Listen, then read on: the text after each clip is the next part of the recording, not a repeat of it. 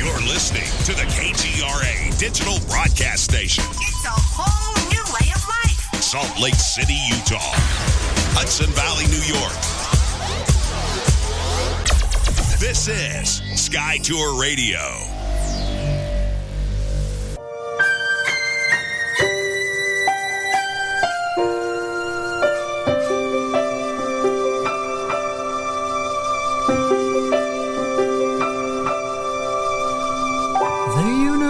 Is calling you. The universe is calling me. It speaks both day and night. It's full of dark and light.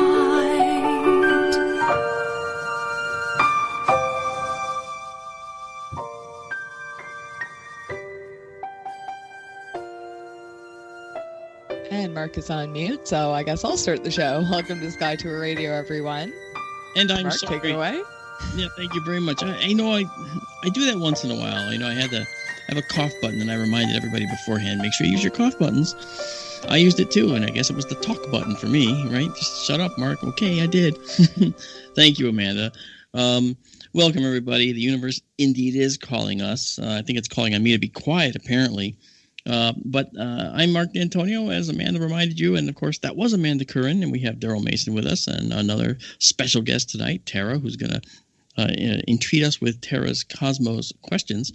I just wanted to let you know that we are embarking on an adventure here. This may be the last week of audio only for Sky Tour Radio. I think next week we're going to start doing video.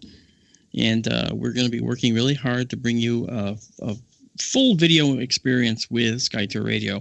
And when it comes to astronomy, you can imagine that seeing some of the things that I've been talking about with Daryl and Amanda for the last several years is going to change the playing field a little bit, because a lot of these images that we've taken in our Sky Tour live stream observatories are just beautiful. And so it'll be really nice to be able to share them with you live. And that's what we're going to do. We did a little session today to practice, and it looks like it's going to work. And our own Amanda is, of course, the superstar of this new platform. So she will be, pushing me around and telling me what to do right, what to do, now and then, because she's really good at this stuff, So it's just magic. I've always said that she has a talent that she just undersells. And when it comes to radio production, and now video production, she's the superstar, man. What can I tell you? So, Amanda, I want to publicly say that to you. Thank you for all thank that. you. But with the images you get, I mean, now that we can share with the audience on StreamYard, it only makes sense to do it, because the images you guys are going to see of some of the things Mark takes with his telescope, it's unreal. So please do look for us on KGRA DB for digital broadcast on YouTube and on Facebook. Yeah, that's going to be gorgeous. Yeah. We're very good, and we're very good at trying to bring you this information.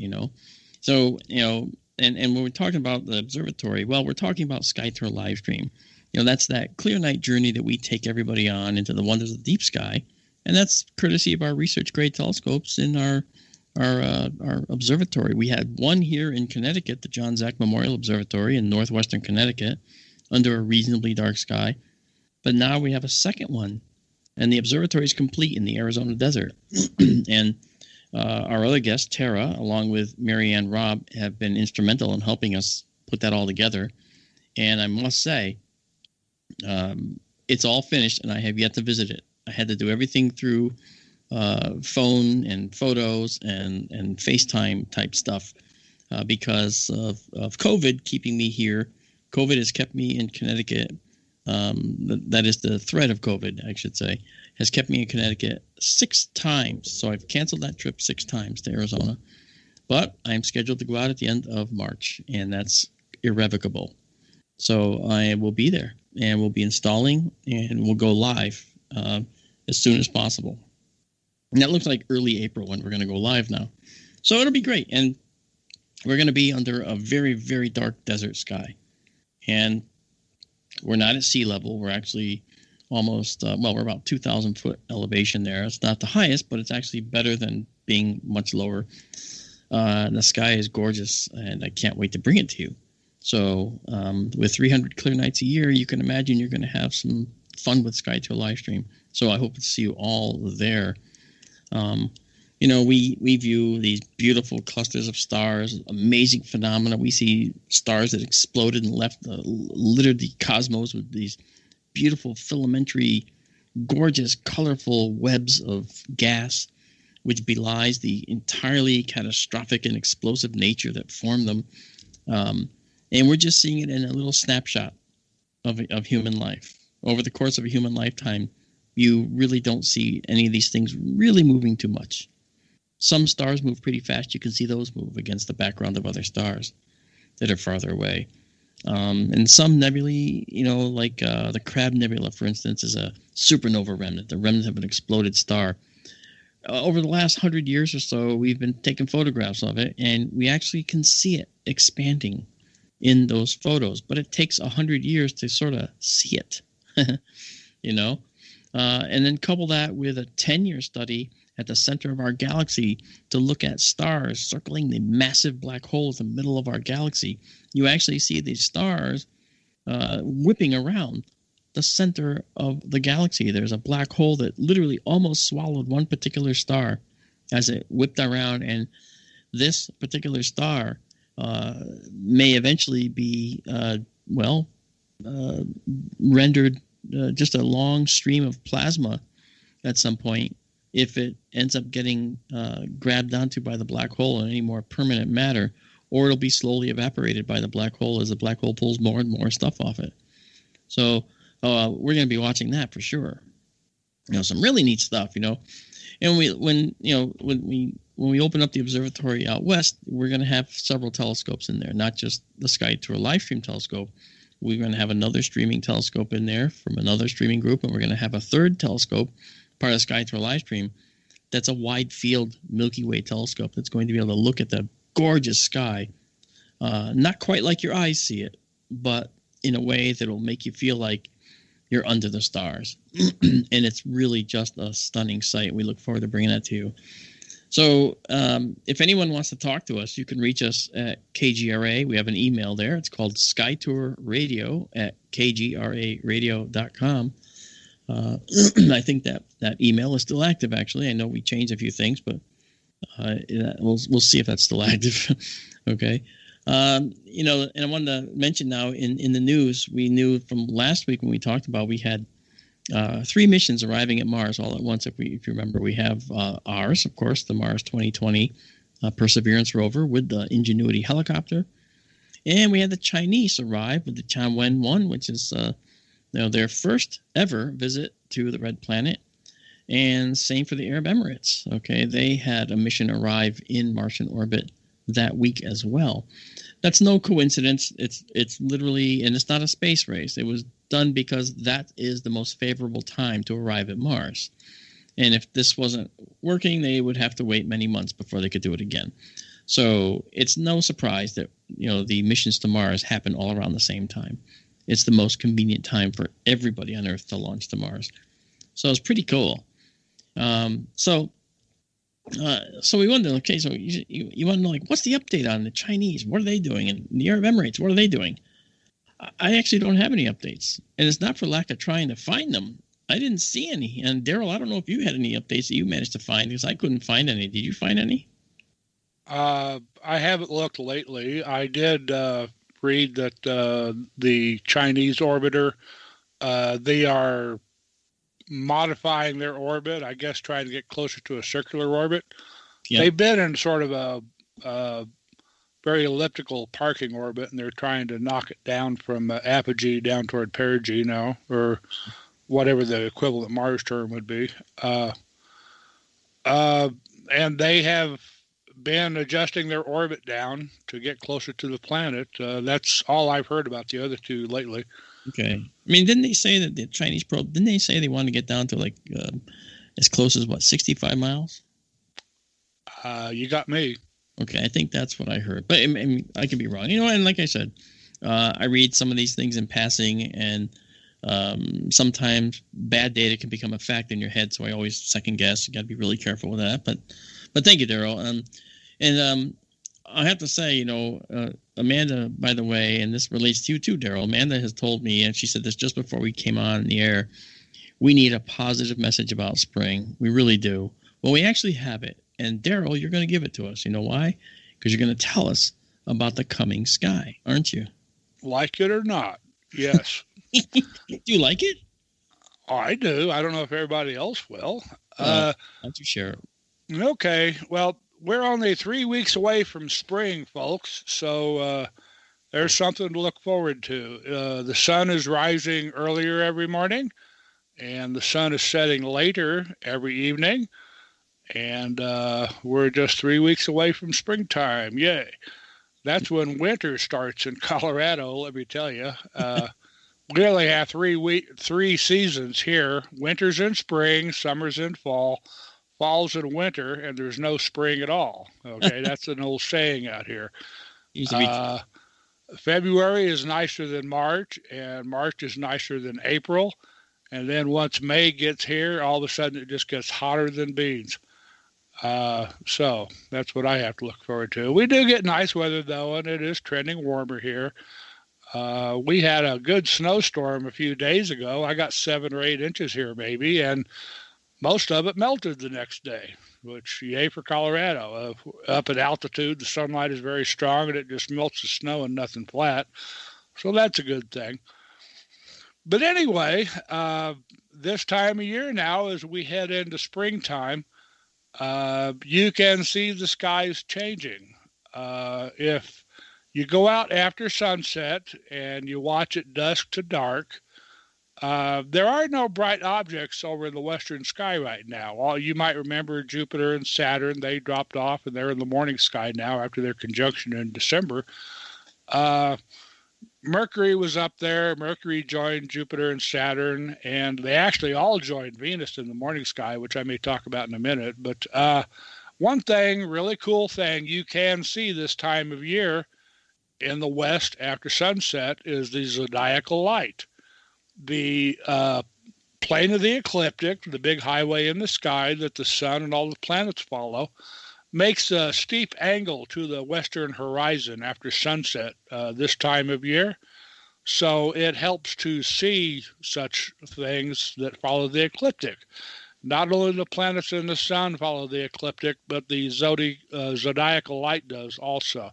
This is all the dust in the plane of the solar system. And after sunset, maybe toward deep dusk, getting into full darkness just after sunset, you need a fairly dark sky to see it, but if you go out and look toward the west-southwest and more toward the west, once we get officially into springtime, you can see a great big kind of a tilting pyramid of white light in the western sky. And that is the zodiacal light. That is all the dust and cosmic junk floating in the plane of the solar system. It's great big, it's beautiful, it's the color of the sun. And if you've never seen it before, it could just maybe blow your mind. So that's one thing to watch for once it gets dark now this time of year. And moving on a little bit, if you watch the sky, all the bright stars of winter are in the western half of the sky before 9 p.m. now. This may vary a little bit depending on how far east or west you are in your time zone.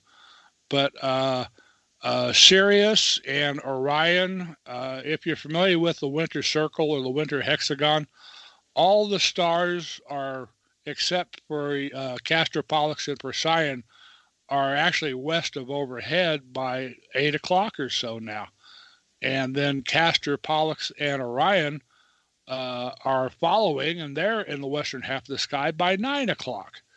And they're starting to set. If you stay up late and keep checking, you'll see that Orion is pretty much setting by midnight now, and winter is going away. So here comes springtime. All the bright stars of spring are up in the eastern sky now after sunset, and they're getting higher and higher. And if you go out and look then, by 9 o'clock, they're all high in the sky. That'll be Arcturus in Boötes, the herdsman, and Spica down in Virgo. And if you get up early and go out and look before sunrise, you'll see the bright stars of summer are all up now already. And if you remember the old thing, the 4 minutes a day thing I've talked about, where the stars rise 4 minutes earlier every day, by morning, the stars of summer are up, where they will be 6 months from now, half in orbit, or 12 hours clock time, is now where they will be 6 months from now in the evening sky. So the stars of summer are flying high in the south. And actually, it's a good time to start taking pictures of the Milky Way. And oh golly, Leo is up early now, and maybe Mark will be motivated, well, once he gets the observatory up and running, to start imaging galaxies in Leo and Virgo again. And I know we've talked about the Messier Marathon. I don't know if that will happen this year or not, but it's that time of year. Yes, sorry, somebody's messaging me. Anyway, that's pretty much it. It's nearly spring, so jump up and down and cheer. Indeed, it's actually a great time to jump up and down and cheer, knowing that 2021 is here and the springtime is approaching. That's very, very important. So we'll be back outside and doing things again. You mentioned the zodiacal light, and I have to tell you, I've never seen the zodiacal light. Okay, at least not here in Connecticut, because the skies, as dark as they can get, they're still not dark enough for zodiacal light. And when I was at the observatory site in Arizona, I was standing on what at the time was just a square platform of concrete for the eventual building that would be built and is now built. But while I was standing there photographing the night sky after sunset, I noticed a strange light. It looked like a cone to me in the southwest sky. And I've been there a number of times. And I've seen it before, and I didn't quite know what I was looking at first. And then I realized, I think I'm seeing the zodiacal light. Yep. And it was actually ruining my camera exposure. It was so bright. Yeah. I've told this before, but in March of 1997, Comet Hale-Bopp was prime time over in the west after sunset. I drove up to the top of a mountain pass here in Colorado. I was up at about 9,000, 10,000 feet elevation, and I was taking pictures of the comet. And I had forgotten all about it, but golly, the sunset, it got dark, and here was this huge, big, slanted triangle of white light a little bit to the south of the comet along the western horizon. And it was the zodiacal light, best I've ever seen it. It was a color of sunlight.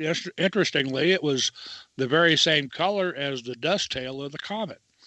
And it was just absolutely gorgeous. I wish I could share that with everybody, but I took that picture back in the days of film, and I never got it digitized.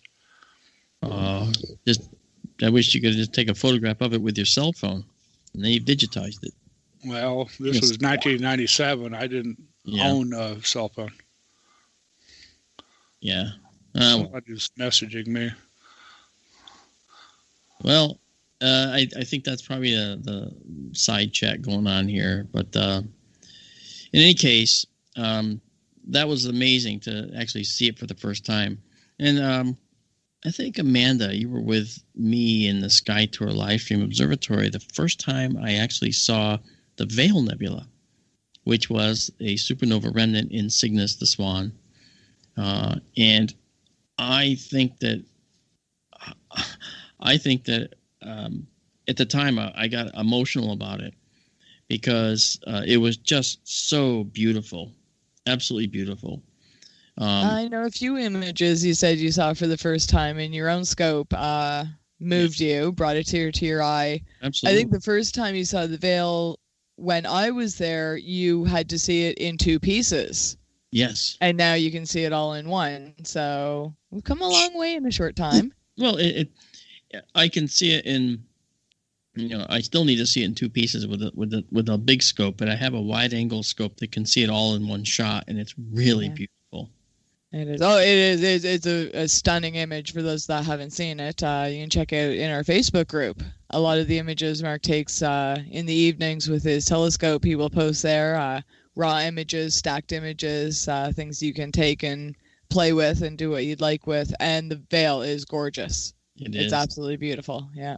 And the colors in it are not artificial. These colors, you know how you have a lot of things like false color imagery, and the reason why science teams use false color imagery is because false color imagery helps highlight certain aspects of a photo. It's not meant to look realistic. It's meant to show you certain aspects. For example, on Mars with the Perseverance rover and previously Curiosity now, which still is tooling around since 2012 on the rusty red planet.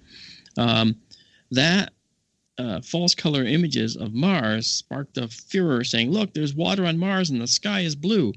Well, the false color imagery makes it look that way. But the false color imagery was trying to show you these little tiny beads on the ground, these round beads, which are the same color as the Martian soil, but in false color, they'll show up as a blue color. And they called them blueberries. They nicknamed them blueberries, but that was a false color name for them. And it turns out these are things called hematite.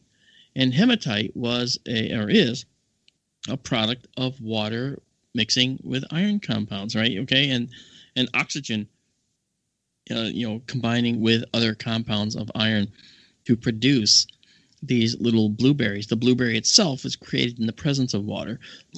So, false color images have their way of and have a way of actually showing us what's really going on, and water is very important. Like, in even our moon surprises us, and in the few minutes here before we have to run to a break, let's consider how the moon has surprised us in the last few months. The moon, we used to think as arid and has no water. Well, then we launched the Lunar Crater Observation and Sensing Satellite. That's LCROSS, LCROSS. And what that was really a real clumsy way to throw a stage, that is the stage of a spacecraft, down into a permanently shadowed crater on the south pole of the moon. And depending on what that impact threw up into the area around the crater, we might be able to see the spectrum and spectral signature of water. And sure enough, we did. So we're like, wow, see, the permanently shadowed craters can have water in them. Yay! So we put a base near the south pole of the moon, and we'll be able to actually access water. All right, good idea. However, there's a new wrinkle. It turns out that hydrogen ions that are trapped in our magnetosphere, and these are hydrogen ions that basically protons, which come from the sun and the solar wind, these get trapped in our magnetosphere. And the pressure of the sun pushing our magnetosphere causes it to drape behind the Earth like a big teardrop, right? So basically the magnetosphere is in a wind and it's blown back. And every now and then the moon flies through that magnetosphere. That's how big it is. And when it does, many of these hydrogen ions, which were trapped in that magnetosphere, get deposited on the lunar surface. Protons. That's right. That's right. And these protons will combine with other compounds on the moon, and of course the spare oxygen atoms that are down there in some of the lunar regolith or soil. And when that happens, we can actually capture water on the moon this way. And so that's interesting because this is something that we've learned, and that's part of the reason why we see water on the moon everywhere. Yep. And I sent you an article about that recently. I think it's fascinating. Basically, the water is being replenished. I don't know how fast, but the water on the moon is being replenished by Earth's magnetosphere. That's right. Maybe that says something good for mankind's future on the moon, that we'll have a renewable resource, so to speak. In a sense, we will, as long as the Earth is still here, right? But yeah, But you're right, Daryl. And I think that the most important thing is that we find, and here's the bottom line, okay? The bottom line is that we see water everywhere we look. In our solar system, in the universe. We see oxygen in a lot of places as well. And we know hydrogen is the most plentiful element in the universe. So water, H2O, right, which is basically a diatomic molecule of hydrogen, two hydrogens with an oxygen atom in between. Okay, that particular compound is the compound of life. It's the compound that helps all of the carbon-based life exist. It's the thing that springs us all to. It's this thing that springs all life forward, and so that water plentitude in the universe is something that is going to be the thing that basically allows us to explore places that we might have otherwise never thought about going to. So when we come back, we're going to talk about a little bit about some of that, and we're going to also hear from our wonderful Tara and her Cosmos questions. And then we'll pick up those questions right after this message. We'll be right back.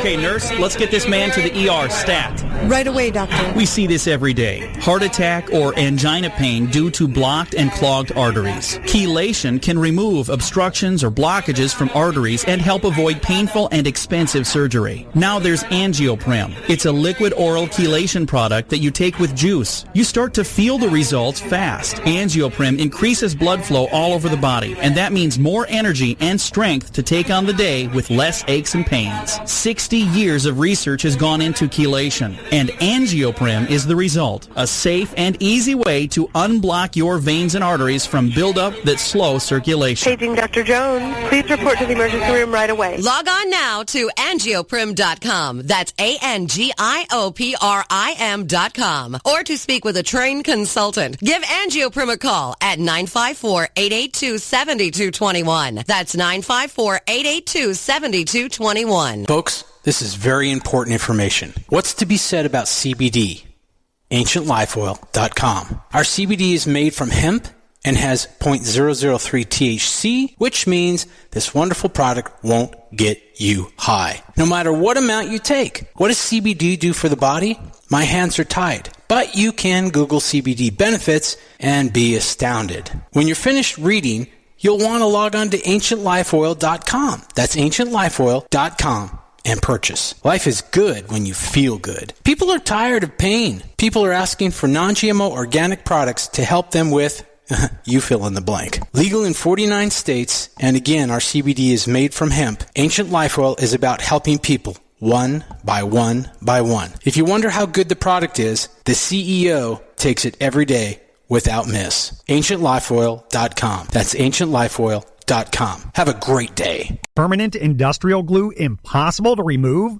Not anymore, because Handyman Formula by D-Bond is a patented chemical adhesive remover. It's used in the building and home maintenance industry, but now it's available for your home use, for your DIY projects. Unglue stickers, silicone rubber, labels, price tags, flex tape, weather stripping, carpet glue, wood glue, liquid nails, even 3M 5200. And it dissolves graffiti. Yeah, graffiti. Handyman Formula by D-Bond works, and it's safe to use on most surfaces. No need to call a professional. Don't get out the pliers and blowtorch. Just apply a little Handyman Formula by D-Bond and wait 90 seconds, then quickly and easily pull the items apart. Get unstuck. Visit DBondHandymanFormula.com. That's DBondHandymanFormula.com or call 561-575-4200. Handyman Formula by D-Bond. We are the contact for alternative research topics. The Planet, KGRARadio.com.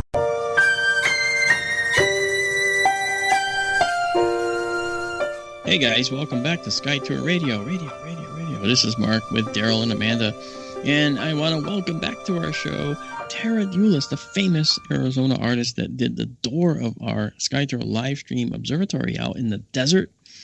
It's a shame that no one's going to see it on a regular basis, but man, we're certainly showing it to you a lot. Imagine thousands of bottle caps of their native colors, not changed, that are made to look like the Orion Nebula and placed such that Skytour Livestream's STLS logo in bright orange is actually spelled out. You know how many beers and ales and juices and other things she had to drink in order to get all these caps? 1,326. Incorrect. You know, I'll give you a hint. She's 790 pounds. I'm just kidding. She is a rail, okay? Tara, welcome to the program. How are you tonight? Hi, I'm glad to be here. Thank you so much for having me again. Of course. Now, you started this thing with Skytour Radio, which I'm sure you didn't know was going to happen. I didn't know was going to happen. Neither did Daryl or Amanda. But when you started asking questions, you asked them of me offline. And I thought, wow, these would be great questions for you to ask on the radio show with us. And we started, and people really liked hearing you ask these questions. Uh-huh. Yeah. Why not do it again? So you did it once already. And I think you've got a few other questions that have been queued up in your amazing mind. You think of all these things, so why not ask them of us again, or another set of questions of us, and we'll see what we can come up with. And just so people know, we have not prepared any answers to her questions at this time. These are all going to be the first time we actually hear her asking us these questions. Well, I'm excited to do this. Okay, so I was thinking... Don't be scared. It's just you and I, okay? We're among friends, and Amanda and Daryl, and you know. So I was thinking about the trip to Mars that the Perseverance took, and I was wondering, were there any pictures of the Earth taken during the trip? And if so, why were they taken then and there? And also, did they take a video of the journey? Is it possible to broadcast a video from Earth to Mars of that journey? Well, those are excellent questions, and we'll take them in pieces. And Daryl, you jump in as well, of course, and Amanda. The thing is, they did take video of the entry, descent, and landing. That's called the EDL phase of when the descent stage and the aeroshell that housed the descent stage and the rover were plummeting through the atmosphere, reaching several thousand degrees as it passed through the atmosphere. And once they were past that, then that heat shield fell away. And when that happened, they started shooting video from what are called the downlook cameras on board the rover and on the descent stage just above it. And this video, of course, is high res, and the speed of the quote-unquote internet from Mars to Earth is extremely slow. So we couldn't get the video right away. It actually took 2 full days to get the video from Mars over time. So that's at the data rates. And then they had to process it and get rid of bad frames, the ones that show the UFOs. And then they had to show us the final video. And what you saw was the most spectacular made-for-YouTube mission ever undertaken. And that was the rover being paid out on these 3 bridles, these 3 large cables being lowered to the surface. And you saw a loose cable connecting the descent stage that was hovering in the air while lowering the rover. You saw a loose cable connecting the rover with the descent stage. That was actually the data cable transmitting the very video you were watching.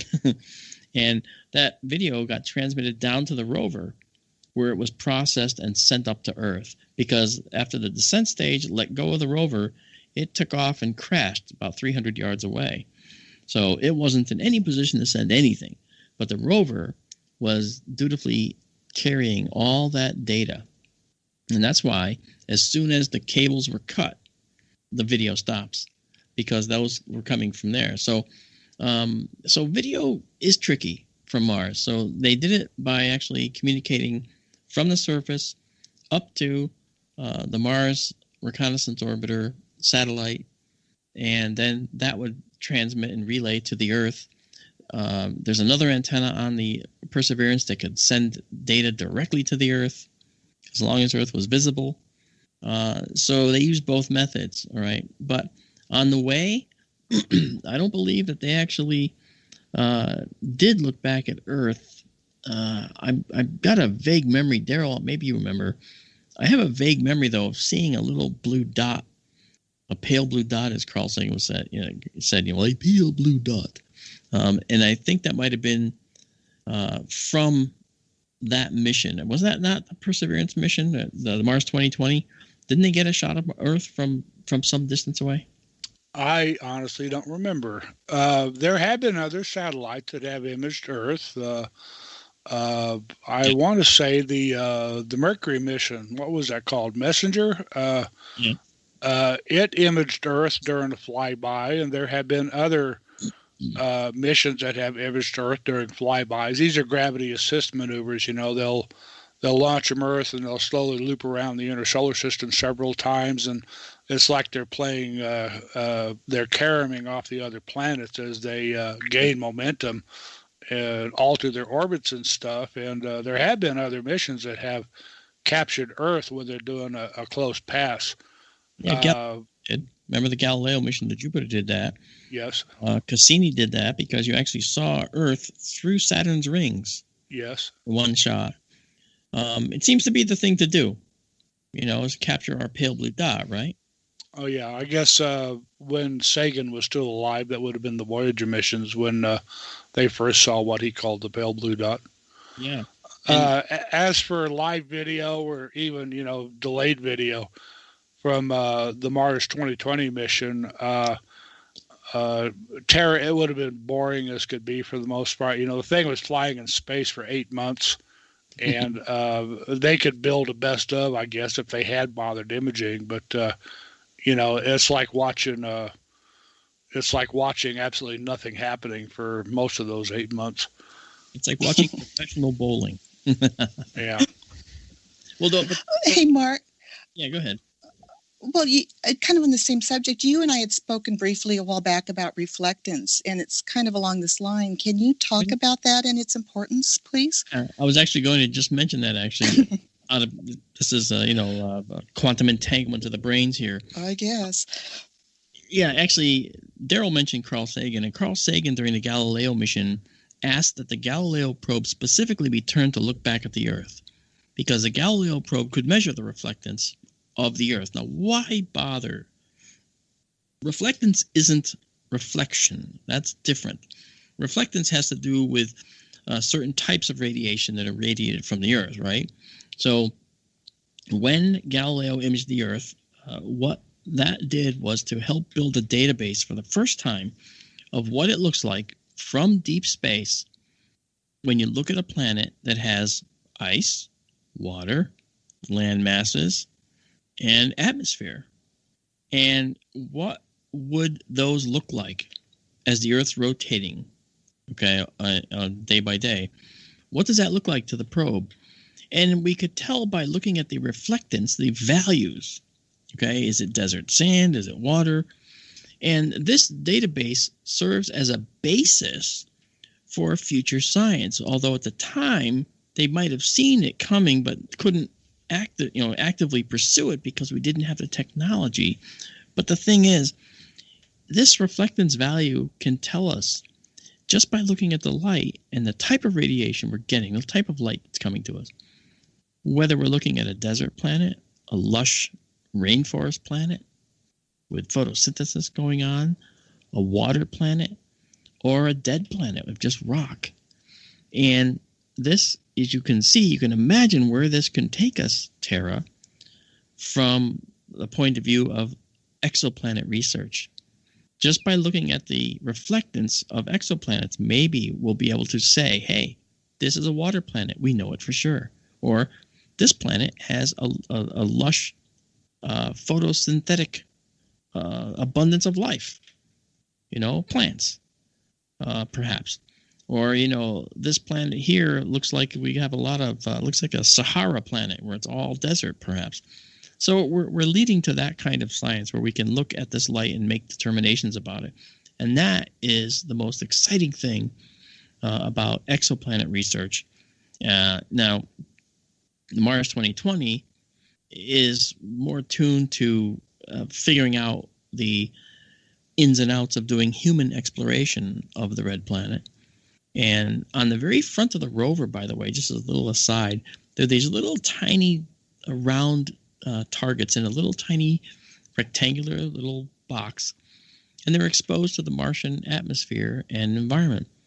They're pieces of the spacesuit, different pieces of polycarbonate for the helmet, pieces of fabric. There's many different kinds of fabric that went into a spacesuit, and they took all those separate little pieces and put their own little round chips of these pieces on the rover to see over time how the Martian atmosphere and environment would affect them. Ideally, we'd want them not to be affected. We'd want to be able to have a spacesuit that's sound. Keep in mind, we've talked about it, right? And again, this is part of this aside.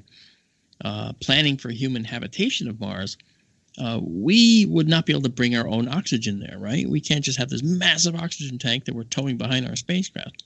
We'd have to make the oxygen. So that's what the MOXIE experiment on board Perseverance, that's what it's called, MOXIE. And you can tell that MOX stands for Mars oxygen.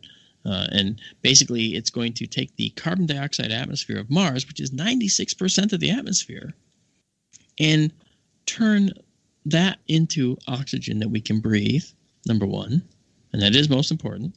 And number two, turn it into oxygen that we can use to create rocket fuel. So we're looking at the future of automated processes on Mars and the future of human habitation of Mars. And we know we can find water because water is everywhere on Mars. We're not going to be short of water on Mars. Okay, so so that's the end of the aside. But it goes back now to that concept you mentioned about reflectance. Had we had this database in place before, we might have been able to image Mars and know what we could have been expecting when we got there.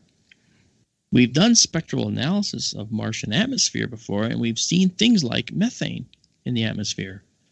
Or as the British say, methane, right? And that methane could have been methane that was released from underground where it was frozen for a long time, but methane doesn't last long. So there is a whole group of folks that think in the science world that maybe this methane appears to have been, it could be, have been released by biological processes, by microbes under the soils. Right? So had we been able to analyze the reflectance of Mars way back when, then we might have known a little bit more about what to expect. So I feel bad that we missed out on that. Our techniques have gotten better over time. And so I think that now that we're there, and we are there with China and the Arab Emirates too, we have a lot to do, a lot to find out. And so we have a lot of possible answers to be coming to us in the next couple of years here. May I add something to that? Please do. Okay. First, folks, you may have seen by now, if you've been following the Perseverance mission, there are a couple of camera calibration targets also mounted on the rover. It's sort of analogous to the old TV test patterns you used to see after they played the national anthem late at night on the tube. These are calibrated. They have a series of patterns and discs of different colors on them. They are used to calibrate the cameras.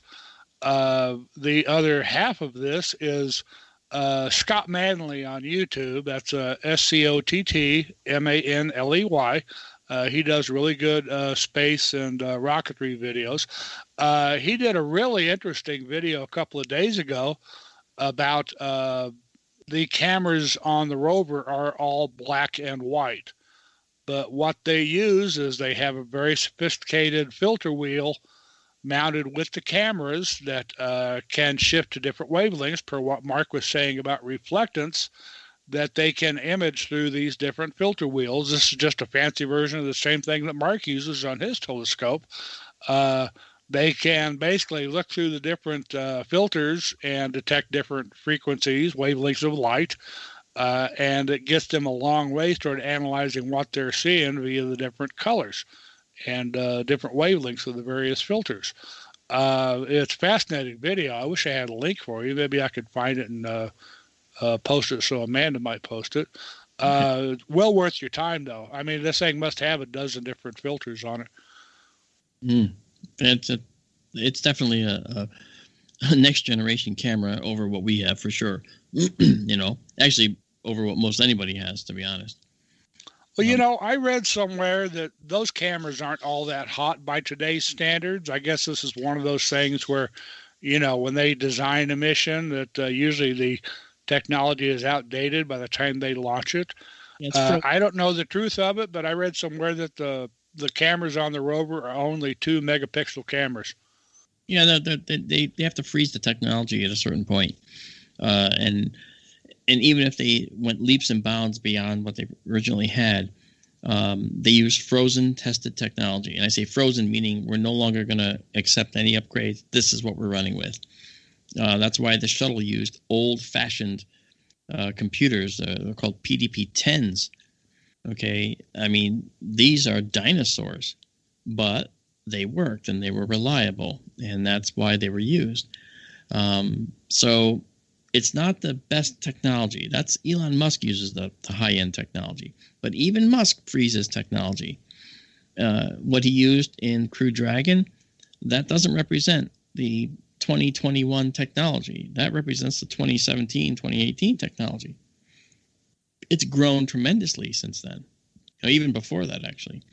So it is interesting how, you know, we tend to take the conservative approach to technology because we know we're flying people. And for expensive space probes, where it's a one-shot, like 2020, oh boy, that's pretty that's pretty risky to risk it on, risk a mission on something that could prove to be your undoing. But pretty cool. Pretty cool. Tara, got more for us? It's very cool. Yes. Was that a good answer? Did you like that answer? I love those answers. It's so interesting. I think reflectance is fascinating. So about the rover, how long is it expected to live? What is it made of? Oh, that's a really good question. Can it do minor repairs on itself this time? Because I heard last time that the solar panels got covered in dust. Yes. So. And there's on this particular rover, just like with Curiosity, we don't have solar panels. If you notice in the imagery, it looks like the rover is not wearing any clothes because it doesn't have solar panels covering everything. It's true. Spirit and Opportunity were solar panel powered craft, and Opportunity was lost because of a global dust storm that made it so that the batteries probably got irretrievably low in their charge and ended up being, succumbing to the cold. That's a possibility. But Curiosity was the first rover we sent up that actually has something called an RTG, a radioisotope thermoelectric generator, RTG. And basically, imagine this: it's a cylinder with lots of little pellets, all inserted lengthwise, and they're radioactive pellets. And by being in proximity to each other, they decay. Sounds like a nuclear reactor, but it's not quite the same thing. But this decay generates both electricity by the nature of the design and, of course, heat. And both are essential for the rover to survive. It needs to have heat for certain things, and it needs to have electricity, of course. Now, how long can it survive? Well, Curiosity was supposed to live 90 days. It landed in 2012, and it's still producing imagery today, rolling around on the Martian surface. Guess what, though? Failed. Well, if we say failed, the wheels took one heck of a beating on Curiosity, and those really cool-looking wheels have pieces missing, punctures, where they've kind of broken out. Now, after so many miles, on the Martian terrain, you can imagine, and in the Martian cold, which can reach 100 below zero at night, and in daytime, it can be very, very, it's going to be like minus 20 is a warm day on Mars. So that said, the cold has a way of debilitating things as well and causing them to break down. So when we look at this technology and we look at everything, Curiosity landed in 2012, as I said, and it's still running around in 2021.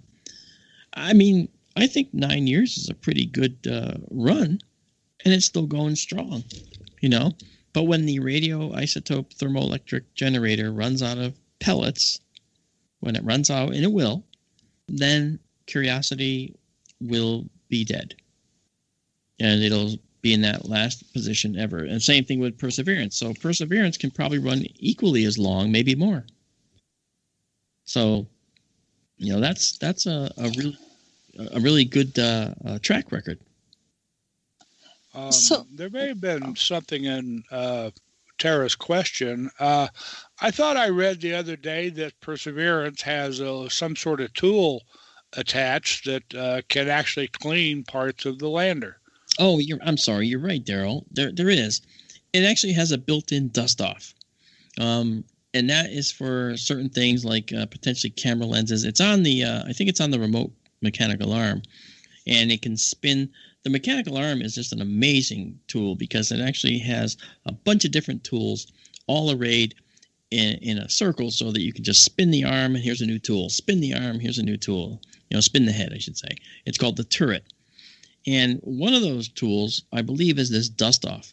So let's suppose you get dust on something like a camera lens. It can go down there and go psst, psst, and blow it off using the very thin Martian atmosphere, I suppose, that has been compressed and pushed out of this orifice to actually blow it off. I think that's a pretty cool development, but it would have to be filtered as well, so you're not spraying more stuff on it. So a feather duster wouldn't do it. Oh, that would. You know what? Who don't? You're ready for this, Daryl? You know, you're kind of right about that. Can you imagine if someone just had a feather duster, literally a feather duster, and walked up to Opportunity and wiped down those panels? Opportunity could have come back to life. The simplest cure. The simplest cure. I said back when Opportunity was out there, you know, rolling around, how come they don't just have an air blast to just blow the dust off the panels? I mean, they're measuring these things in microvolts, the amount of voltage they're getting. They could increase their capacity 100 times what they're getting just by a little blowing off of the solar panels on these rovers. So I don't know why they didn't think of that. Or they could have a way to lift them up and go vertical and then just the little shake maneuver like modern cameras have. They actually clean the sensor by vibrating the sensor. Well, why can't they do that with these rover panels? Lift them up vertically and do vibration stuff, vibrating them, and see what that does. Some of that dust will come off, and they'll get more microvolts back and more millivolts in the end. And so they'll end up getting the voltage they need. But they didn't have it on Spirit or Opportunity. It seemed weird. But then again, these were 90-day rovers that went a lot longer than they were supposed to. Yeah. Well, I gathered they at least had their fingers crossed that the winds on Mars, such as they are, would have actually helped, you know, blow the dust off. Yeah. To a degree, but I guess it wasn't enough. Yeah, the winds have. But at the same time, speaking about the winds on Mars, have you seen that rock they've already called the Harbor Seal? Oh, yes. I believe the name of it. You talk about wind erosion sculpting a rock. Yeah. That's pretty amazing for such thin atmosphere. I think that's the Yardang on Mars, right? We call it Yardang. They look like the Sphinx here on the Earth, okay? And depending on the quality of the wind or what's blowing in the wind, they could make things look a little different. I think that's what you're talking about. I think I downloaded that. When we actually go live in video next week, I'm going to have a bunch of images to show of the Perseverance site that I pulled these out of the live online feed for all of this, so you can see it. And I'm not the only. You can get it too, but it's just I did it to be convenient. Really neat stuff. Excellent photos though coming from Mars. But you know what?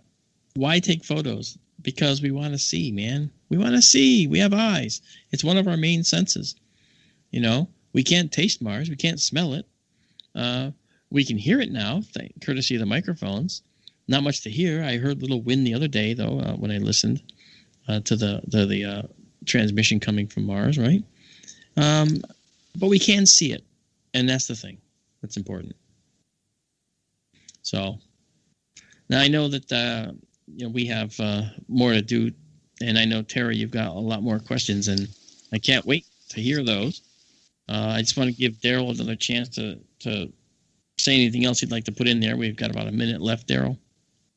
The one thing that rocked the harbor seal made me think of was I wonder if Perseverance will see any meteorites on the surface of Mars, because I believe it was the Curiosity mission has. They have seen iron meteorites on the surface of Mars. And the interesting thing is, because of Mars's reducing atmosphere, they didn't have any surface crust on them, and they're sitting there just shiny metal rocks. That's correct. That's correct. So maybe we'll have something else to look forward to. Excellent. Well, you know what? And what you guys all have to look forward to, now that Daryl said it, is another few messages. And it's the top of the hour for us, and we will be right back after these messages here on KGRA DB Radio.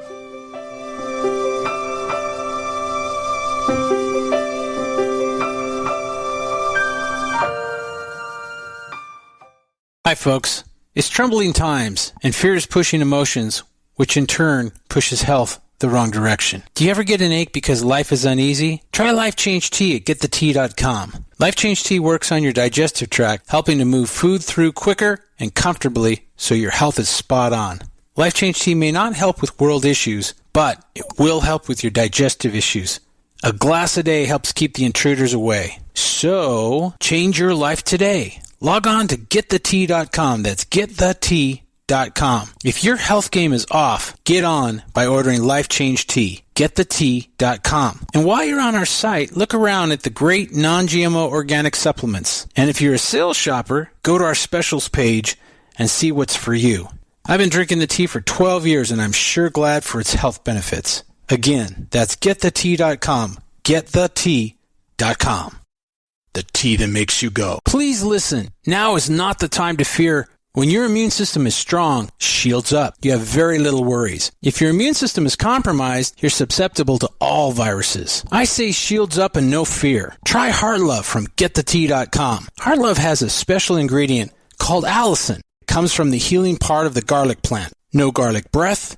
No garlic leaking out your pores, just pure immune-building ingredients that gets your shields up. Heart Love is a unique blend of herbs that loves to build you up. Google garlic and know the benefits. One Heart Love pill is equal to 20 cloves of garlic. 20 cloves! Shields up. You've heard of our Life Change Cleansing Tea at GetTheTea.com. Now try Heart Love. And by the way, take your blood pressure and watch weekly what happens. So here's how to purchase. Log on to GetTheTea.com. That's GetTheTea.com and build your shields. That's GetTheTea.com. Mention Ray in the coupon code and hit apply and receive free shipping.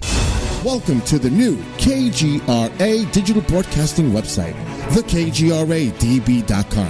Here you'll find great new content, including the KGRA Classics, great shows from our archives. You'll be able to see the show times and information so you can see what show is currently on air. The on-air live button. So just go to this section and you'll be able to hear the show live with exceptional sound quality. We also have the Vault section. Make sure to subscribe to get access to great content and special features. We have the make content for our latest news and events, so make sure to sign up and you can be part of our forum. So make sure to check out the new KGRA digital broadcasting website, thekgradb.com. We look forward to seeing you there, and we hope that you enjoy the new website. Hey everyone. everyone. This is Nick Redfern, and you're listening to Sky Tour Radio with Mark D'Antonio on the KGRA network, and so are the Men in Black. You listen to us, and we listen to you. And so does the CIA. KGRAradio.com.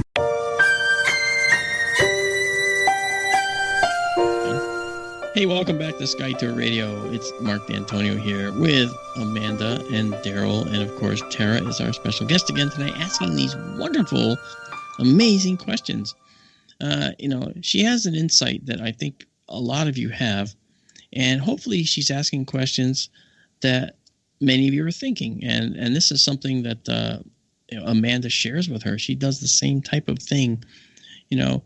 Amanda has always traditionally beat herself up as not being, as knowledgeable about all this stuff. But something, she asks the most darned intelligent questions, doesn't she?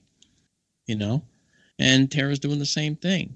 So I think that, again, I've always said this before, there's no stupid questions, right? Because I have a degree in astronomy, but guess what? I didn't always. When I showed my parents the moon for the first time, I was showing them a lens flare that I thought was a lunar crater, literally. And then when they saw the real moon, I almost had an accident because it's like, whoa. And I went to get my parents and say, hey, look, I really got the moon now. Oh, that's nice, dear. Yeah, we saw it. And they, no, you didn't. It's okay. So you can tell that they weren't really into it, right? But boy, oh boy, you learn as you go. And I never made that mistake again. And so, there's a lot of really cool things that you learn in this world. And all of it comes from just looking up. Just looking up, So I just want to mention one more time here that, the Sky Tour Radio team here of Daryl, Amanda, and myself are very happy to bring this to you every week. And we want to thank our wonderful producer, Bill, who is incredible. He does the job of 10 people. Believe it or not, I mean literally 10 people. That's exactly what I mean. Not 7, not 9, 10. Right? And I know he has a big smile on his face right now, and he's laughing now as I said this. Okay, I can tell. Okay, and he's nodding his head, I'm sure. Okay, but the fact of the matter is, okay, he does this because he loves it, just like we do. So I hope that when we do a Sky Tour live stream and we show you this live observatory, we have one here in Connecticut, and the one in Connecticut is down right now because we are actually rebuilding the building. We kind of grew so fast that we outgrew our building, and I sold the dome that we had, and I'm building a new building that's going to have a remotely operated roof similar to Arizona, except differently activated. It's going to use what are called linear actuators to move the roof up, over, and down so that the telescope inside can be any height, and the roof will clear it. That's how it's going to work.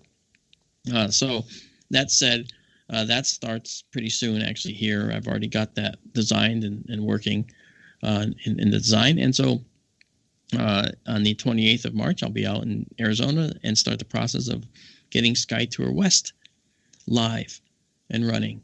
But boy, I got to tell you, it's been really hard not having a telescope to run on clear nights here. I mean, it's only been a couple of weeks, but man, it's been really difficult. I can tell you right now.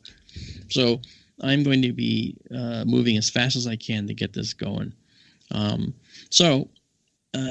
thanks to efforts of people like Tara and like Marianne Robb in Arizona, Sky Tour West is up and running. So you make sure you send them your love, man. Tara, again, your questions are amazing. I'd like to hear more if you'd like to show us or tell us more. Give us more. Awesome. Thanks. And I just have to add my own 2 cents that I'm really missing the live streams. So we're looking forward to them coming back online, Mark. Yeah, me too.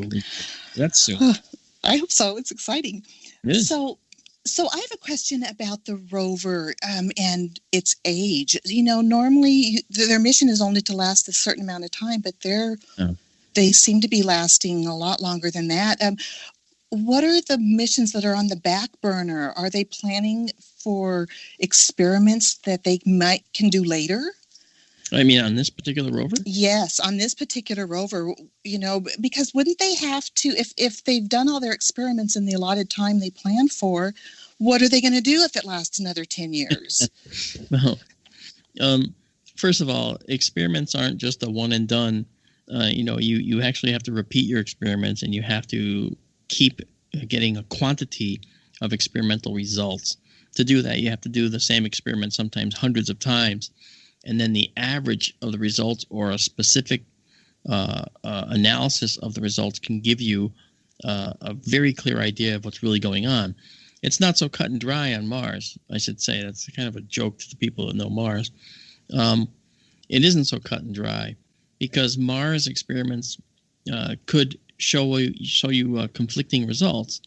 But if you did one experiment and it was a conflicting result, you'd say, well, we don't know for sure. Well, wait, you went there, you spent millions and millions of dollars to get there. Shouldn't you want to know for sure? So to know for sure, you're going to run that experiment again and again and again, and you're going to get thousands of data points for every experiment, so you know what the results are. That's how you can be sure of your results. If you get one that says yes and another one that says no, and then you get 500 after that says yes, what do you think the answer is? It's probably yes. So that is the thinking when you do experiments away from home like this. We don't have direct access to Mars. But we do have direct access to a rover that has the most incredible, complete suite on it of any rolling laboratory on Mars. And that is also true of Curiosity. Now, the technology is a little bit older, but Curiosity was, until Perseverance landed, I know Curiosity was the most complete science laboratory ever placed on any other world.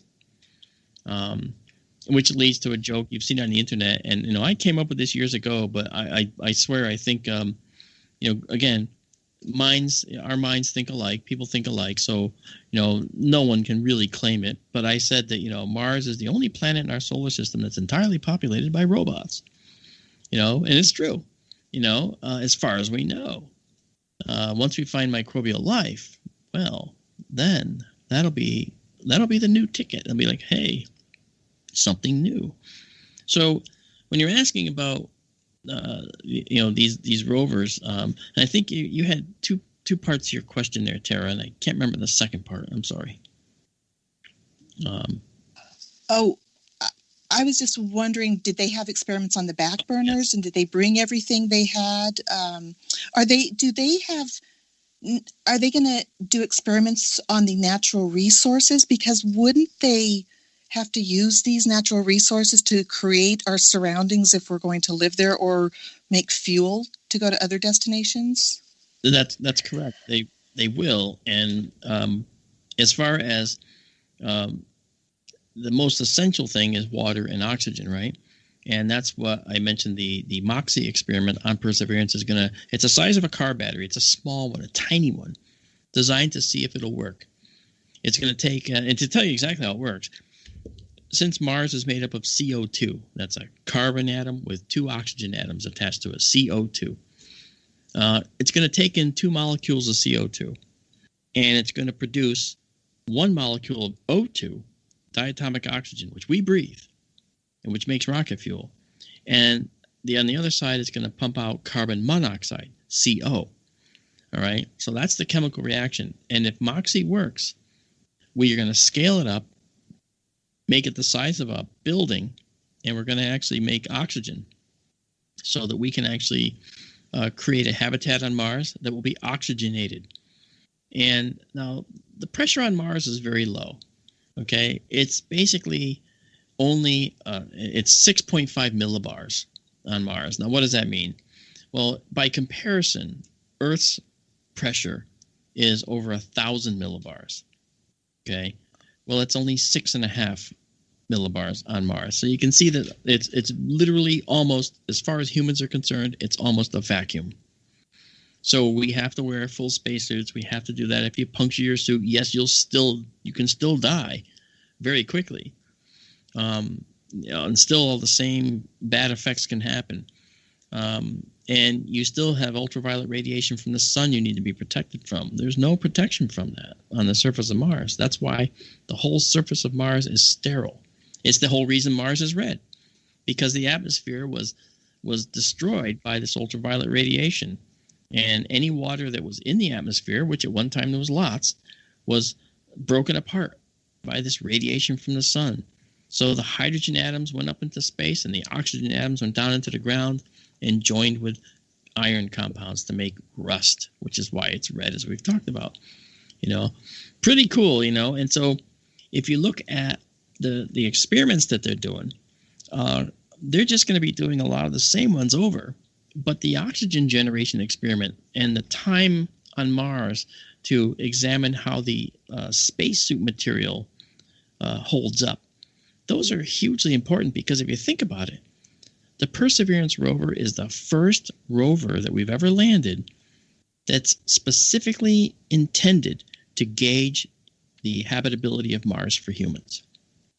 I think what people really want to know is, will your eyes bug out like Arnold Schwarzenegger's if you're exposed to the raw Martian atmosphere? Yeah, I think so. Arthur C. Clarke and others have written about that in the past. I remember Clarke wrote an old sci-fi story that he said you could survive vacuum for a couple of minutes and your eyes aren't going to pop out, at least right away. As long as yeah. To answer part of Tara's question, Tara, it's all baby steps. Just like Mark mentioned, they put a spacesuit sample on the rover. Mark, I sent you an article the other day about the European Space Agency plans to investigate lava tubes on the moon, as I remember correctly, and there are lava tubes on Mars also, I believe, that they want to lower. You'll see what looks like craters on the surface of the moon. They're actually holes that go down into lava tubes under the surface. And some people think these would make ideal human environments in the future, that they'll go down in the lava tubes, they'll seal the cracks where they need to, put airlocks on them, and flood them with air. And, hey, all of a sudden you've got a city underground on the moon or on Mars. Yeah. And the European Space Agency is preparing a mission to do exactly that. They want to lower rovers or hoppers down into the lava tubes and actually go cave exploring on the moon. And I'm sure they'll do the same thing on Mars. Absolutely. There's actually one. Cool. Yeah, there's one crater on Mars that is really interesting because you can see down through the bottom of the crater. It looks like you're looking down a conical crater, cone-shaped crater, and then at the bottom of it, there's this weird hole.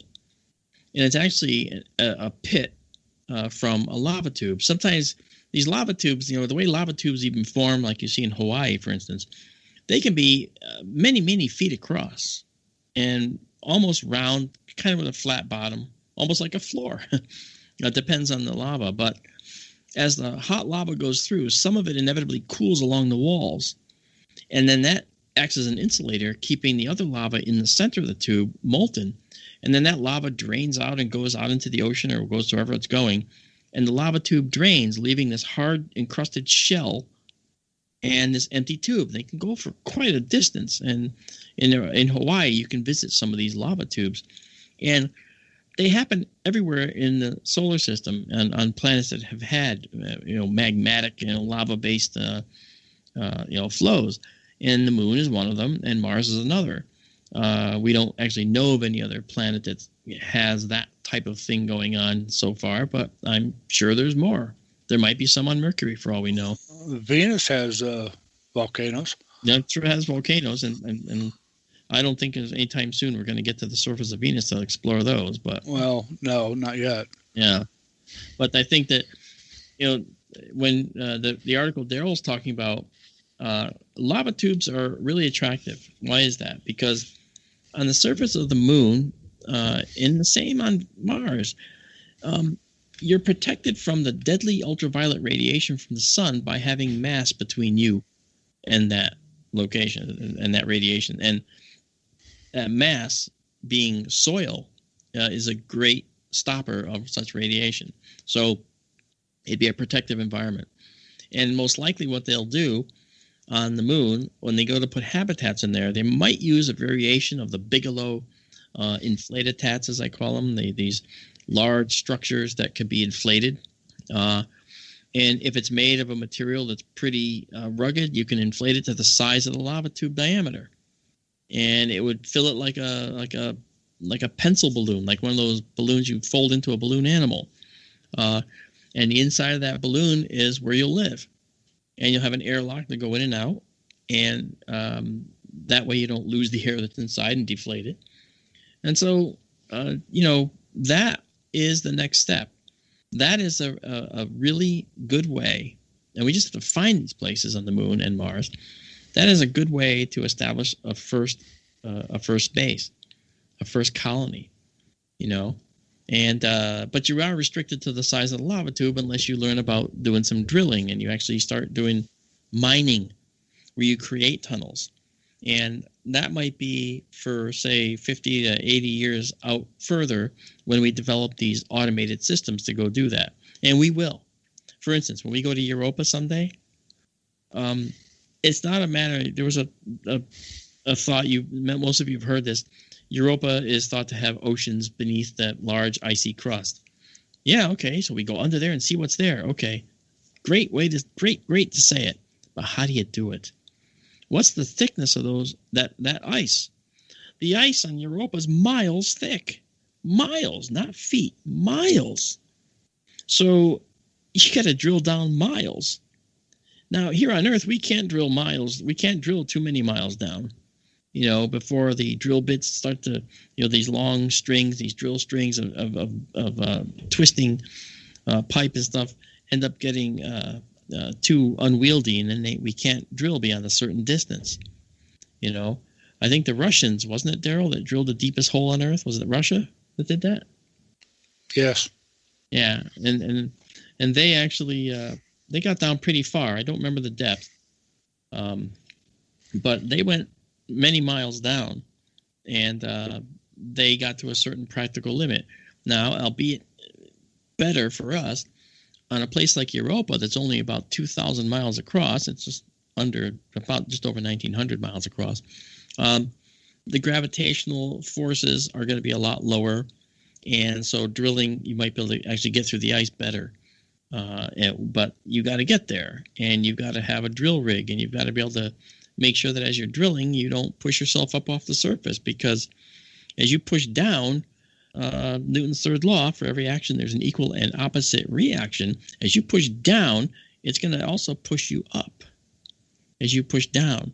So if you're trying to drill downward, unless you're clamped to the surface with other ways to be clamped to the surface, like hooks or other holes that you somehow drilled, you're going to end up not being able to get too far into the underground ice, because you're going to be stuck there, and the reason, because you're going to be trying to get through all this ice, and the gravitational field is so low that you're going to possibly push the whole rig up into the oxygen atmosphere on Europa, which it has. It has a very, very thin and tenuous oxygen atmosphere. So there's a lot of stuff to overcome here to go to these other worlds, and the lava tube thing is great, but it's through that lava tube stuff we're going to see the first colonies on the moon and on Mars.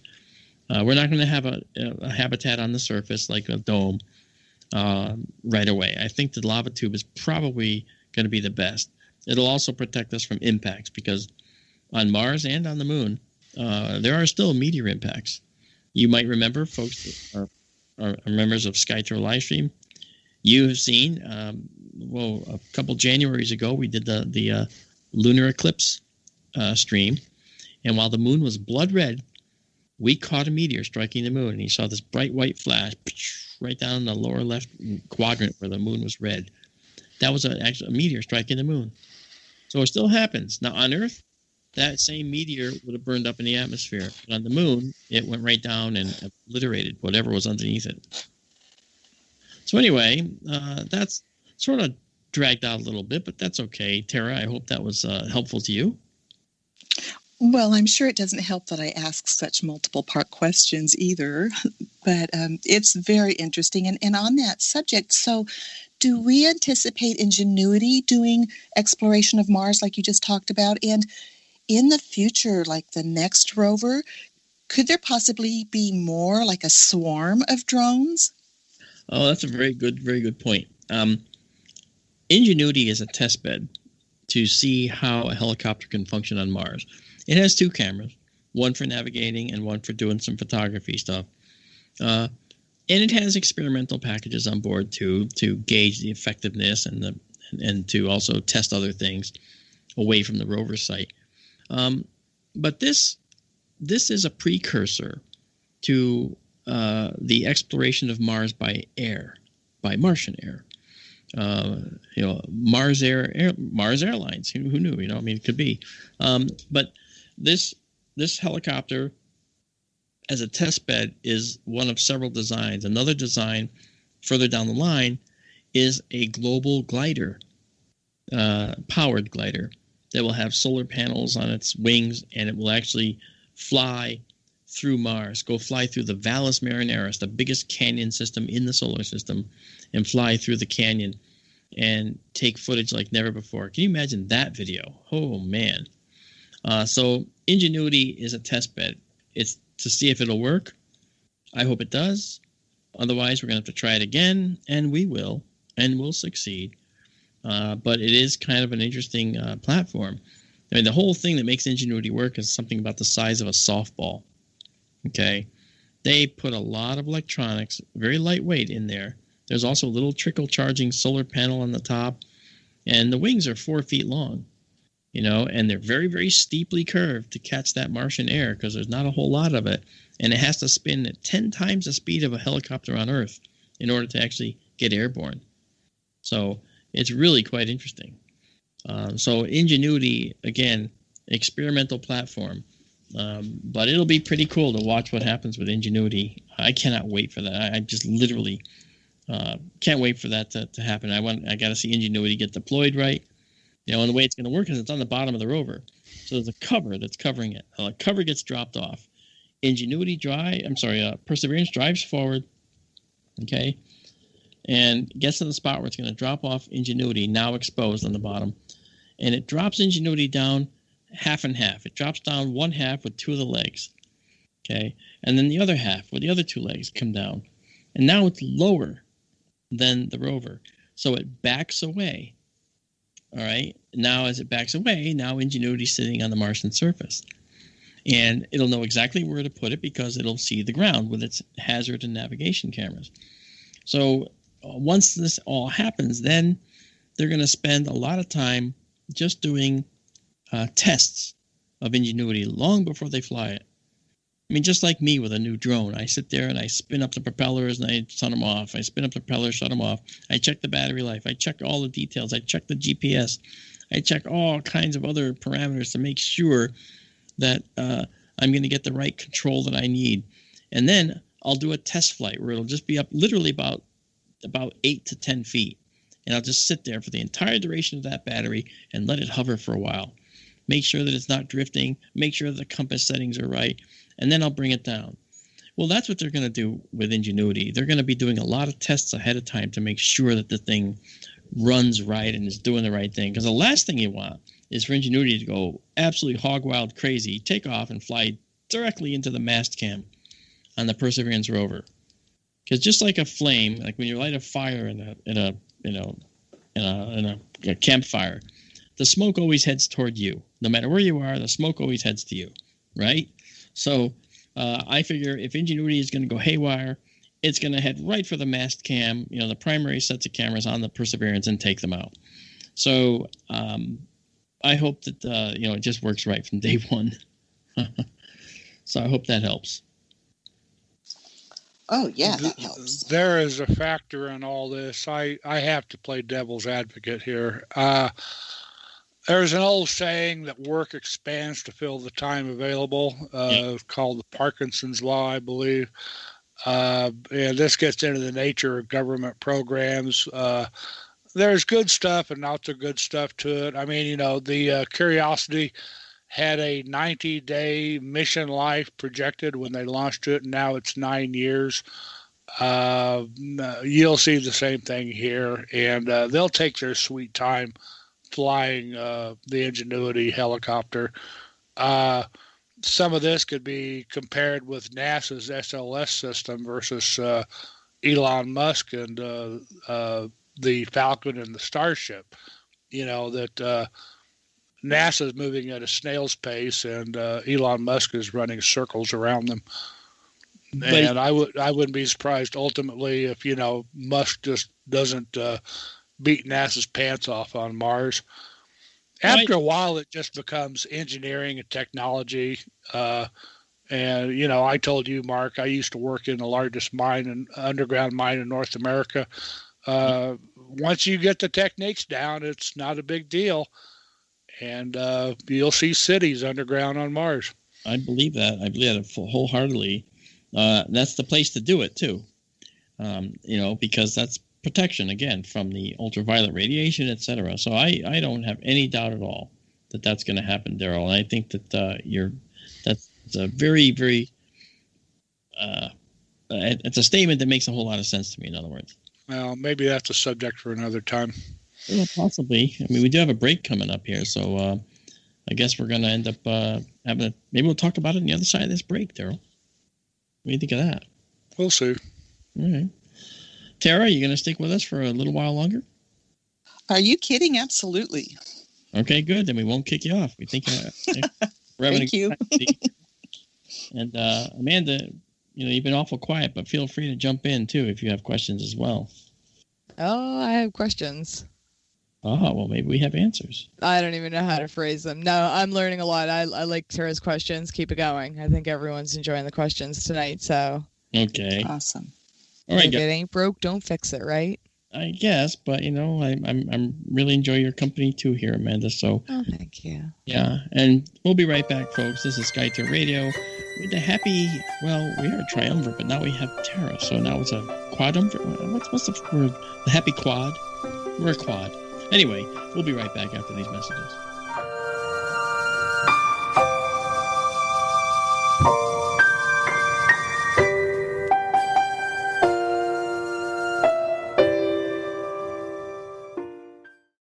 A birthday without her mom, an anniversary without her husband, her wedding day without her dad. These are the days when military families feel it most of all. The loss of their soldier, their sailor, their airman, their Marine, their Coast Guardsman. Families never forget their loved ones lost to war or illness or suicide. Families never forget, and neither do we. We are TAPS, the Tragedy Assistance Program for Survivors. We provide resources, support, and comfort to heal the hearts and meet the needs of grieving military families, all at no cost to them. Your generosity can make an enormous difference in the lives of the families of our fallen military heroes. Our military families need to know they are not alone and they are not forgotten. Show them your support at TAPS.org. Hi, folks. It's troubling times, and fear is pushing emotions, which in turn pushes health the wrong direction. Do you ever get an ache because life is uneasy? Try Life Change Tea at GetTheTea.com. Life Change Tea works on your digestive tract, helping to move food through quicker and comfortably so your health is spot on. Life Change Tea may not help with world issues, but it will help with your digestive issues. A glass a day helps keep the intruders away. So, change your life today. Log on to GetTheTea.com. That's GetTheTea.com. If your health game is off, get on by ordering Life Change Tea. GetTheTea.com. And while you're on our site, look around at the great non-GMO organic supplements. And if you're a sales shopper, go to our specials page and see what's for you. I've been drinking the tea for 12 years, and I'm sure glad for its health benefits. Again, that's GetTheTea.com. GetTheTea.com. The tea that makes you go. Folks, this is very important information. What's to be said about CBD? AncientLifeOil.com. Our CBD is made from hemp and has 0.003 THC, which means this wonderful product won't get you high, no matter what amount you take. What does CBD do for the body? My hands are tied. but you can Google CBD benefits and be astounded. When you're finished reading, you'll want to log on to ancientlifeoil.com. That's ancientlifeoil.com and purchase. Life is good when you feel good. People are tired of pain. People are asking for non-GMO organic products to help them with you fill in the blank. Legal in 49 states, and again, our CBD is made from hemp. Ancient Life Oil is about helping people one by one by one. If you wonder how good the product is, the CEO takes it every day without miss. AncientLifeOil.com. That's AncientLifeOil.com. Have a great day. Your contact for current news and trending topics. KGRARadio.com. Hey, welcome back to SkyTour Radio. This is our final segment. Listen, I want to answer a question for Ronald, who posed it during our break here. He asked if anybody won the contest that we had started to guess how many bottle caps went into making the SkyTour Livestream West door. If you have no idea what I'm talking about, head to our SkyTour Livestream site on Facebook and check out the photograph of the door for the observatory. It's a beautiful door made by Tara, who is with us tonight, asking these amazing... Or if you're in the Discord chat, you can check it out there. Oh, thank you, Amanda. Did you put it up there? I did, yeah. I actually put it up earlier when we were talking about it earlier in the night, but it's in there again. And, of course, on our Facebook page, SkyTour Livestream with Mark D'Antonio. Thank you so much, Amanda. That was wonderful. Thank you for doing that. And if you look at that door... Oh, thank Tara for all the hard work. If you haven't seen it, do try to check it out. It's stunning. Yeah, it's the Orion Nebula, a stylized version of the Orion Nebula, Messier 42, a beautiful stellar nursery that is pumping out stars like mad, powered by 4 stars in the center called the trapezium. Well, Tara dutifully recreated the nebula appearance using bottle caps. And the bottle caps were not changed in color. It was the natural colors, as I mentioned earlier, including the orange for the STLS logo, SkyTour Livestream logo. And the contest is simple. Guess how many bottle caps are on the door. Now, the picture is such that you can actually count them. You can count them if you're industrious, and you can count these bottle caps. If you get within 20, I'll even go to 25. If you get within 25, then you get a beautiful 3D printed sphere of the moon that we create here at our visual effects company that I run. It's called the 3D Moon. It's an SLA printed moon.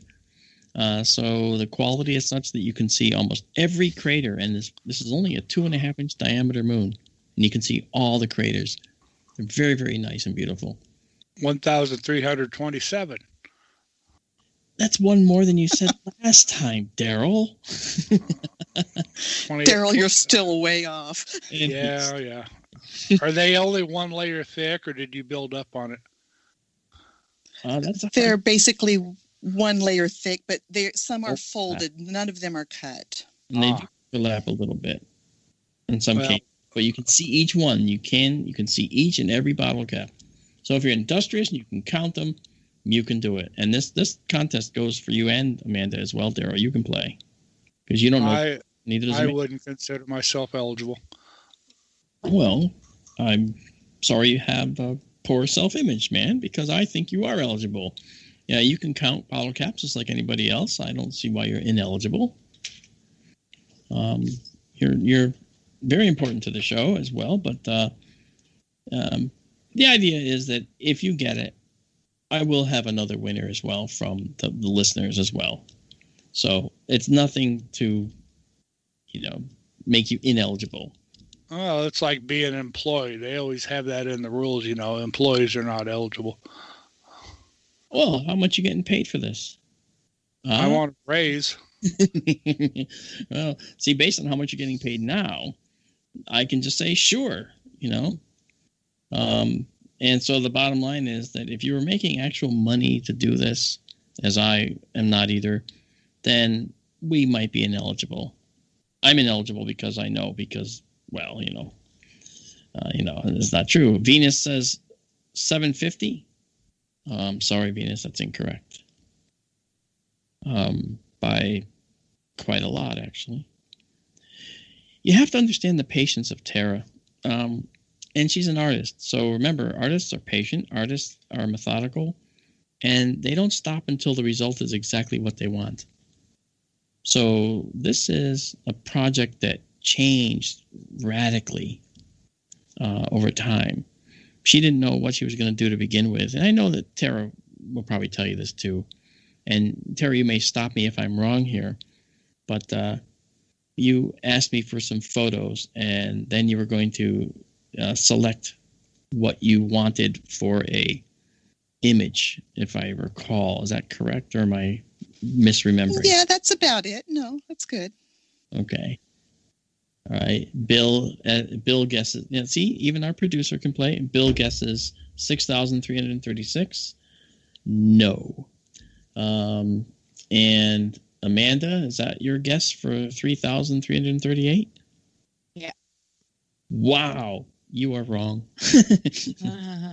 I'm kidding. No, it's actually incorrect. Yeah. Venus wants to know if they're double stacked or one layer. Can we know that? Yes, actually, and that was a question that Daryl asked moments ago. And Tara said, sorry. No, it's fine. Daryl said that as well, and that's a very good question to ask, Venus. It's basically a single stack, but as Tara had just said to us earlier, some of them are folded, but it's very clear in the photo. There should be no mistake. You shouldn't. Yeah, Ronald pointed that out in chat as well. Some are folded, so keep that in mind. They still count as a whole bottle cap, though. Include them in your guess. Mm-hmm. That's right. And I don't know if you have a picture of the moon to show folks that we made. Amanda, do you have that?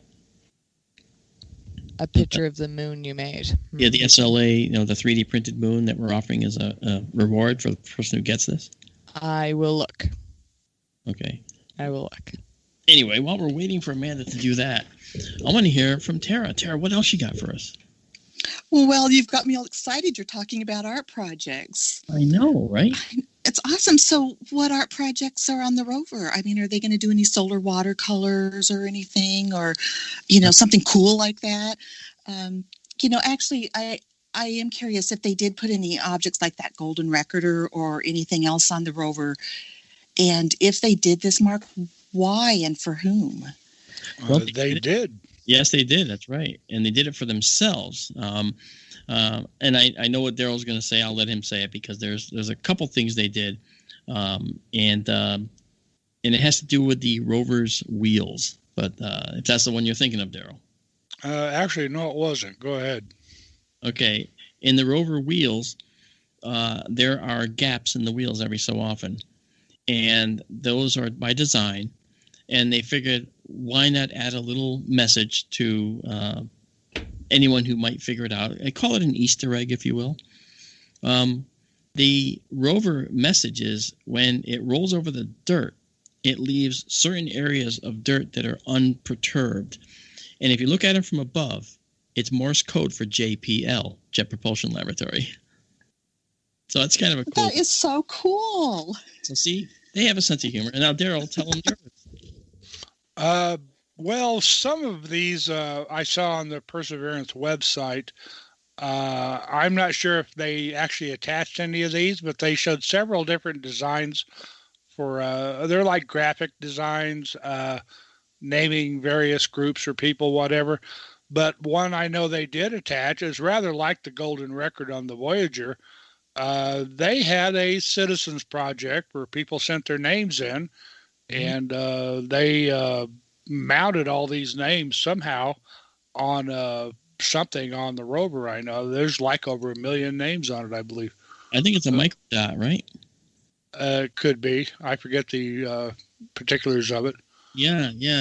And it's not the only. This rover is not the only project that did things like that. As you mentioned, the golden record kind of a thing. But you might remember the OSIRIS-REx asteroid visitation probe that actually is active now. OSIRIS-REx was heading out there to visit an asteroid, and then I believe after visiting the asteroid, it was going to take up a 1 billion-year orbit around the sun in the end. And OSIRIS-REx, there was a call for photos and memories of people of science who had participated on rover programs. And I said, oh, that's too good to let this pass up. So I assembled some photos of Sister Mary Ellen Murphy. She was a Catholic nun who was in my home and worked at Goddard Space Flight Center on the Near-Earth Asteroid Rendezvous Project. Now, I have to tell you, and this was a story that Amanda may remember as well, she was here, and she was here with another nun who was a relative, actually. And the other nun said, oh, Sister Mary Ellen loves space photos. And Mary Ellen said, oh, yeah. Do you have any Hubble space photographs at all? I go, oh, absolutely. Would you like some? Oh, sure. So I came down to my printer down in my office here, printed out a bunch of beautiful color photos of the Hubble Space Telescope results. I went upstairs. I sat down. I said, now, see, this is a stellar nursery. You can see this color here. This is excited hydrogen, blah, blah, blah. And she's nodding. She's a little white-haired old lady.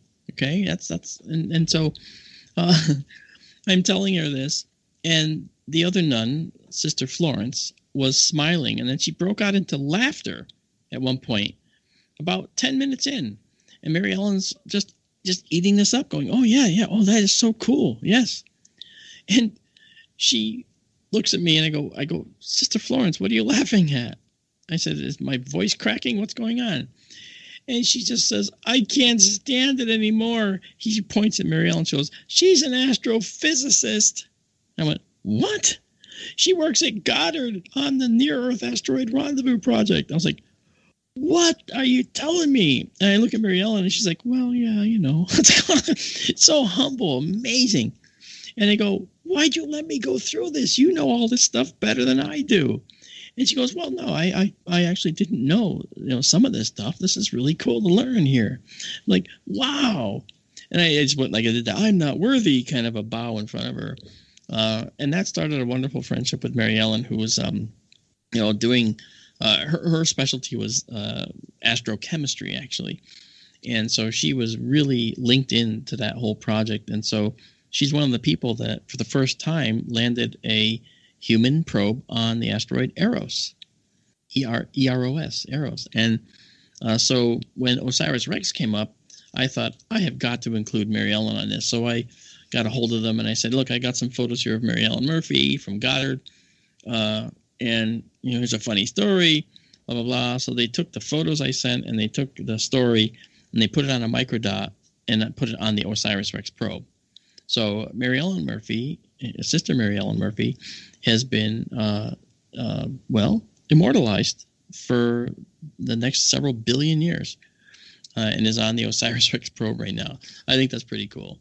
And also, so NASA does these things. They'll actually do these things. They'll do calls for certain things like that, like the Voyager record, right? Well, remember that record had also the Sounds of Earth, remember? Where they actually had different people talking on the record. If they could even learn how to play it, who knows what the quality of the record is, right? Who knows if it even survived? One micrometeorite hit and it's done. But still, it's pretty cool. And we're still getting signals from the Voyager probe now. That's many, many decades after it's been launched. So that's still pretty good. And it literally has passed the heliopause, the area, the boundary of our solar system with interstellar space. So the effects of the sun reach a certain level, and then we see that the rest of the galactic, interactions take over. And we now have that both Voyager probes have passed through the heliopause, and so that's pretty cool too. So NASA has got us out there into the universe, some distance, but it's pretty cool, So it's not just the Martian rovers, okay, but other missions as well. I don't know of any others. Do you, Daryl? Sorry, not offhand. Okay. I know there are others out there. I just don't recall. Yeah, me too. But for what Tara asked earlier, you mentioned when Apollo visited the Surveyor spacecraft, I've seen conjecture that we may have to, will we see vandalism on the moon? Will future visitors, take a souvenir off one of the surveyors or the Apollo landers? Or you see where I'm going with this? Yeah, I do. Yeah, at some point there'll be tourism on the moon. Yes, but like museums and the frequency of vandalism at museums, I suspect it'll be a lot less. It's going to be a lot harder. Especially when you have very, very, and I mean very specific weight tolerances. You can't take a piece of the Surveyor spacecraft and sneak it back onto a spacecraft to come home, because your weight is going to be different from when you arrived, and they're going to want to know why. And weight is a critical factor in a spacecraft power. The trajectory, everything, your actual success or failure can be based on the weight you're carrying.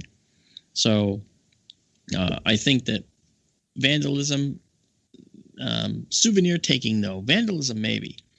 I mean, if somebody wants to knock a leg off the Surveyor and watch it tumble down into the crater because it landed kind of in the edge of a crater, well, that I could see happening.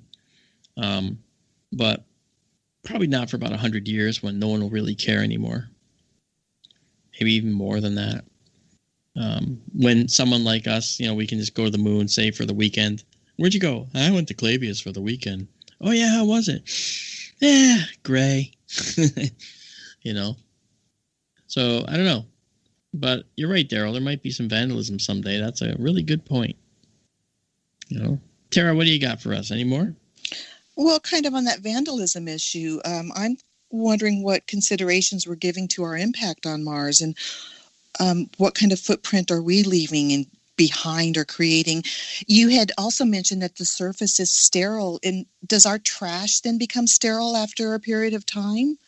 I mean, what's going on with that type of issue? Yeah, anything on the surface of Mars will become sterile after time because the ultraviolet radiation has not been mitigated in any way. It's been hitting the Martian surface like crazy. And so if we had managed to get any bugs up on the Perseverance rover, they're probably gone by now. Now, they could be in a shielded area deep inside the rover, but if the cold doesn't get them, then I don't know what else might. They might be able to survive that. I mean, it's possible if you put some tardigrades inside the rover, deep inside the rover, it's possible that they'd kick into cryptobiosis, where they go into that state of hibernation, and they might be fine for all we know. Tardigrades, you took the word out of my mouth. There has been some stuff going around recently about some organisms on Earth they think could thrive on Mars. And it'll be interesting to see, if that would be considered contamination, I guess, but who knows? Yeah. Well, Terry, you've seen car wreck places where they have all wrecked cars just piled up on each other, right? Oh, yeah, they're awesome. Yeah. Well, for artwork, I'm sure they are. Okay. But on Mars, and unfortunately, we've kind of started that. When the rover entered when the lander, the whole entire orbiter, not orbiter, but the descent vehicle started into the Martian atmosphere, it has a heat shield that's ablating all the heat, and when it's gone, the heat shield falls away. There's a beautiful video of the heat shield falling away.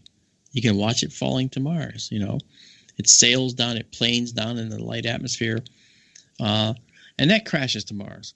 Well, then the rover and the descent stage pop out of the back shell, which has the parachute attached to it.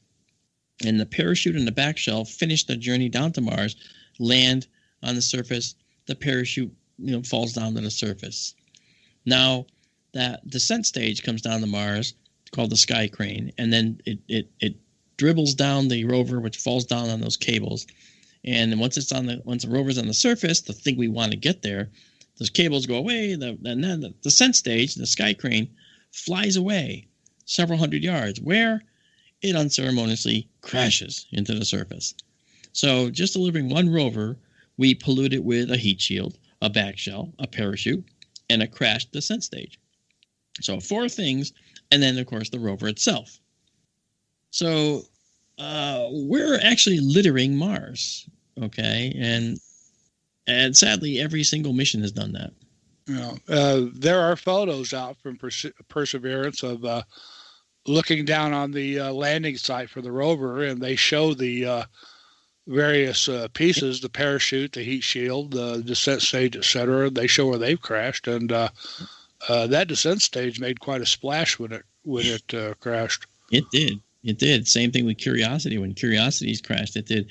And the cloud that rised up when Curiosity's descent stage, the Sky Crane, crashed into Mars was caught on a photograph taken by Curiosity. Mm-hmm. And you actually see that plume. So, it's kind of crazy. And then Spirit or Opportunity found its back shell or its heat shield, I forget which it was, and drove right up to it. And that was amazing to see this debris on the surface of Mars. It's like, look at us. We're littering Mars already, Yeah, and maybe along the lines of Tara's question, if somebody had a concern, I mean, the radioisotope power supplies on Curiosity and Perseverance, they have plutonium in them, do they not? They do, and but it's not going to be there forever. It's depleting. But it doesn't mean these are going to be non-radioactive, canisters. They will be radioactive forever.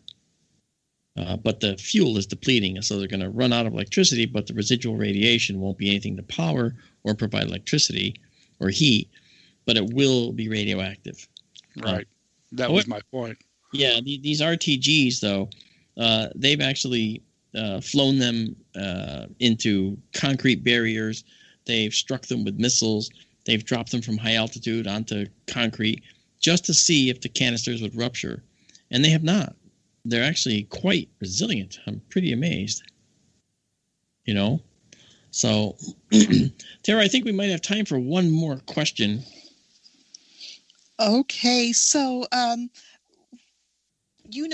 care about this, but why should I care about these landings? I mean, what are anyone's chances to get to do this in person, and how does this affect just the average Joe that I live next to? Well, if you can send the average Joe up there, then you can get them if you don't like them. I'll go instead. No, it's kind of lonely up there. There's not much to do. And, once you've seen the red Mars, you've seen it all. It's like Total Recall.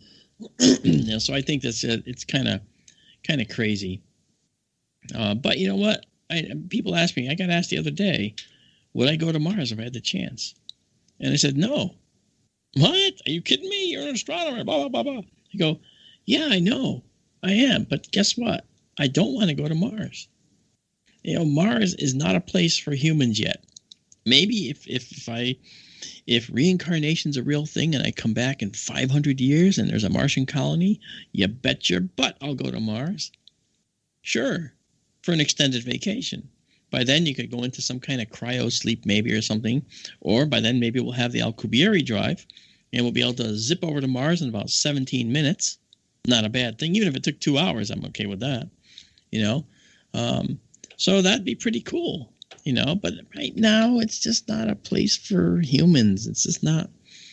It really belongs to the robots. Oh, that'll change. I mean, the frontier has always had an attraction to certain kind of people. Yeah.